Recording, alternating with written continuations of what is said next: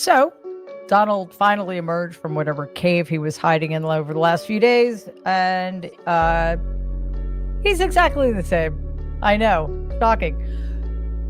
He came out to make some big announcements that turned out to be meaningless, really. But in the midst of it all, he managed to threaten yet another blue state, Colorado this time. We'll get to that in a minute. Donald Trump has faced plenty of criticism, but when it comes from his niece Mary, it carries extra weight. She doesn't just call him out, she exposes him with the insight of someone who's lived it.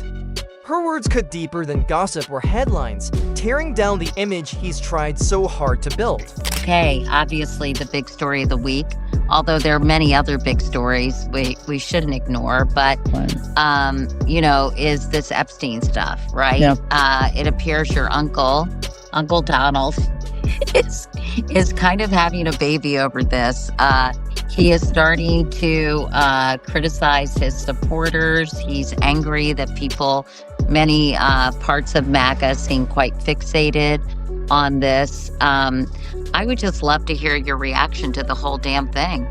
Yeah, well, the whole damn thing is fascinating, quite frankly, for many reasons. But let's start with what, I don't know if it's the most obvious one, but it's the most obvious one to me.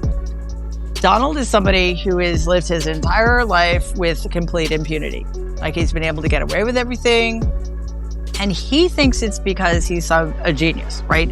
He thinks it's because he's so all-powerful. If you're enjoying this video, don't forget to subscribe and tap the bell icon.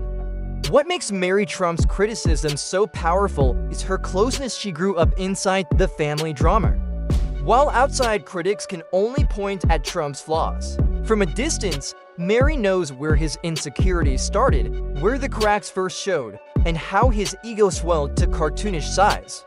Her takedown isn't just mockery, it's sharp because it comes from lived experience, pulling back the curtain on what's really underneath. That he can manipulate people to do whatever he wants them to do. But the truth of the matter is, it's because he's been enabled his whole life by people like my grandfather and others. And now, most recently, of course, it's been the Republican Party and, of course, his followers.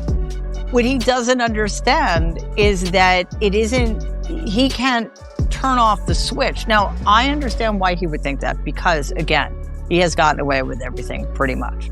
Mary starts by exposing Trump's lifelong obsession with appearances. She explains that he was never pushed to pursue real excellence, only to look like he had it.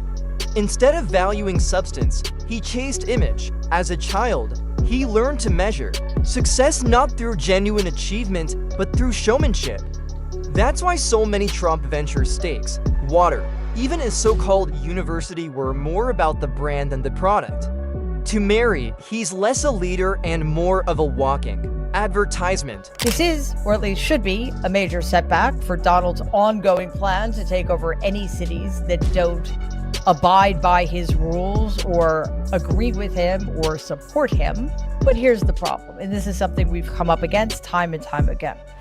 Courts take time to render their judgments. Mary then highlights Trump's fragility. While many laugh at his thin skin, she breaks it down with striking clarity. She portrays him as someone who mistakes cruelty for strength because he never learned how to handle weakness. To him, kindness looks like weakness and empathy feels like failure. That's why he's always lashing out, mocking rivals, belittling critics, and raging at jokes. Mary says this isn't power at all, but fear. His insults aren't weapons of dominance, they're shields thrown to protect the insecure child still afraid of being ridiculed. So it seems that this is the pattern. A blue state is already on the enemy's list because blue states don't support Donald Trump. They don't vote for him. We hate his policies and we hate him.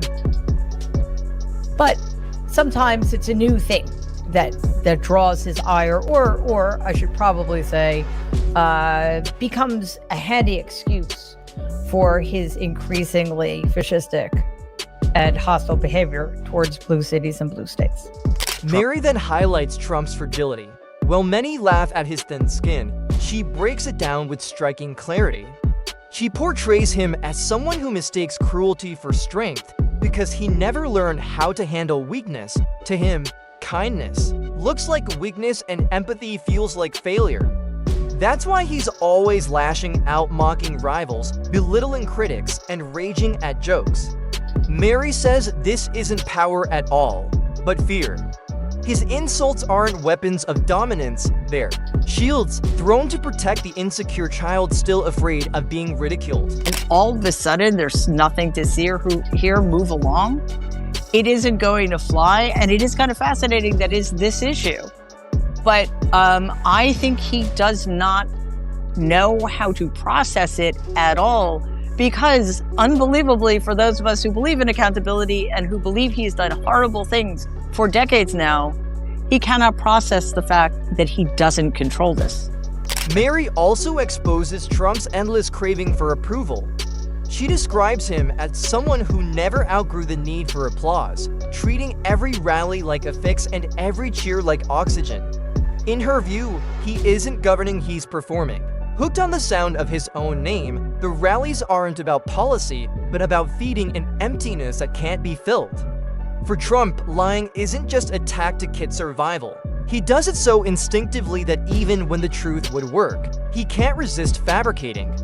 Mary compares this to a magician who keeps pulling scarves from his sleeve long after the trick is over, unable to stop even as the crowd groans. The presidency, she argues, didn't create this flaw, it only made it bigger.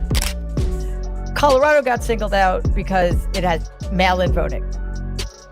Illinois has been singled out because Governor J.B. Pritzker has been very vocal about Donald and his fascism. New York has been singled out, well, because it's New York, and we've known for decades exactly who this pathetic moron is. Mary's critique cuts deeper when she examines Trump's cruelty. She describes him as someone who equates kindness with weakness, shaped in a family where survival meant being ruthless. Instead of growing past that, he froze in place, convinced that strength is proven by how many people you can belittle. That's why, she argues, he governs through insults and fuels division with mockery. But in reality, true strength is quiet, something Trump has never mastered. She also tears down his myth of independence. While he loves to cast himself as a lone fighter who rose on his own, Mary reminds us that his life tells a different story. The failures speak louder than the spin: bankrupt casinos, collapsed ventures, constant contradictions, and those endless Twitter tirades. Mary doesn't need to exaggerate, the evidence is already there. And do you think that his lashing out at his supporters is just a sign of his inability to comprehend this pushback, and that's why he's kind of lashing out? Mm-hmm. Yeah, I think it's that. I think it's also it's insecurity, right? It's his understanding on some level. Mary's critique cuts deeper when she examines Trump's cruelty. She describes him as someone who equates kindness with weakness, shaped in a family where survival meant being ruthless. Instead of growing past that, he froze in place, convinced that strength is proven by how many people you can belittle. That's why, she argues, he governs through insults and fuels division with mockery. But in reality, true strength is quiet, something Trump has never mastered. She also tears down his myth of independence. While he loves to cast himself as a lone fighter who rose on his own, Mary reminds us that his life tells a different story. The failures speak louder than the spin: bankrupt casinos, collapsed ventures, constant contradictions, and those endless Twitter tirades. Mary doesn't need to exaggerate, the evidence is already there. One of the things he's most afraid of is being found out. To be, to have people understand that everything about him that's projected publicly is based on a myth, that he's literally nothing of who he claims to be. he's nothing other people have purported him to be, starting with my grandfather, who's the man responsible for having created this mess. Mary's roast hits hardest because it blends sharp humor with piercing insight. She doesn't just mock Trump as a public figure, she reveals him as a family member, exposing the desperate child beneath the bluster. While many critics cast him as a monster, Mary frames him as a tragedy, a man so afraid of being insignificant that he built an entire persona on denial. His cruelty, lies, and insecurity all come from the same fear being ordinary by the end. Trump's image isn't just cracked, it's shattered. The emperor isn't merely unclothed. He's shown as a frightened boy still chasing approval from a father who could never be pleased. Mary doesn't just roast him, she dismantles the myth he built, and the most striking part is, she hardly has to try. So that was the impetus behind my working with the New York Times in 2017 and 2018. I handed over about 40,000 pages of documents that helped them put together a story that revealed the lie behind, Donald's claim that he was a successful self-made businessman. When in fact, my grandfather, over the course of Donald's lifetime, gave him like $410 million. Like even I could probably be successful. Yeah, but he screwed it up. I'm pretty sure a potato could be successful with $410 million. But Donald wasn't. So there you go. Mary also calls out Trump's treatment of women, not just in politics, but throughout his public life. She describes him as a man who craves constant admiration from women while giving only disrespect in return. To her, it isn't just misogyny, it's deep insecurity disguised as dominance. He boasts about conquests because he fears being irrelevant, surrounding himself with beauty as though it might hide the chaos within. The irony, Mary points out, is that he treats women like trophies yet lives with the fear that he'll never claim the prize that truly matters. His idea of loyalty, she says, is like a vending machine. Feed him praise and protection and you're allowed to stay. Hesitate even once and you're thrown out. That's not strength, that's cowardice. Pretending to be leadership. But let's stop saying we and us, okay? It's them.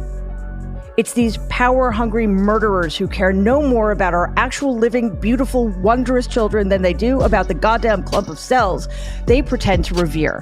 And it is we, those of us who value life, who would do anything to keep our children safe and create a world in which they can thrive and even survive until adulthood, who need to hang these murders around the Republicans' necks and let the blood of our children, who are dead as a direct result of their willful inaction, stain them forever.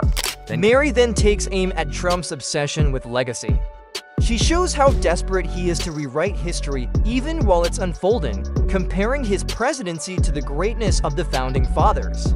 But she mocks the gap between his fantasy and reality. Lincoln is remembered for emancipation, Roosevelt for recovery, and Trump for lawsuits, celebrity feuds, and tweets that sound like late-night rambling. She notes he's the only man who could sit in the Oval Office and still behave like a teenager in a cafeteria, treating retweets as proof of power.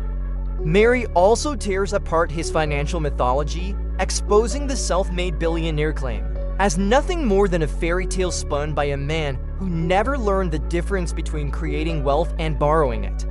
In the meantime, Donald and the Trump regime keep taking more and more liberties with our constitutional rights. By the time the courts ruled, a lot of damage has already been done. Whether or not it can be reversed kind of remains to be seen. And here's the other thing. We have ample evidence that Donald and the DOJ is not necessarily going to comply with the judge's orders anyway. Mary also takes apart Trump's warped relationship with truth. She shows how he bends and breaks it at will, not as mistakes, but as strategies. Lies aren't rare slips, they're his native language. His supporters swallow them like scripture, while he churns out new ones faster than fact-checkers can keep up. Mary says the tragedy is that his lies pile so high even he forgets where they started, but the problem runs deeper. Behind every insult, rant, or defensive tweet is a man terrified of being unmasked. She likens him to a child shouting at them, dark under a blanket, hoping no one hears the fear in his voice. That fear, she argues, fuels everything: his obsession with image, his rage at critics, his hunger for constant attention. She mocks his act of toughness, laughing at the idea of him as a strong man when all he does is shout louder than everyone else. Real strength, she says, lies in honesty, resilience, and facing consequences, qualities he has never shown. That's why he sues, rages, and spins endless tales of betrayal and greatness. Silence would force him to face his deepest fear, being forgotten. By the end, Mary reduces Trump not to the towering figure he imagines, but to a fragile construct she has watched unravel for years. Her roast doesn't just mock, it strips away the illusion, exposing a man trapped in his own myth, unable to step off the stage even after the audience has stopped laughing with him and started laughing at him.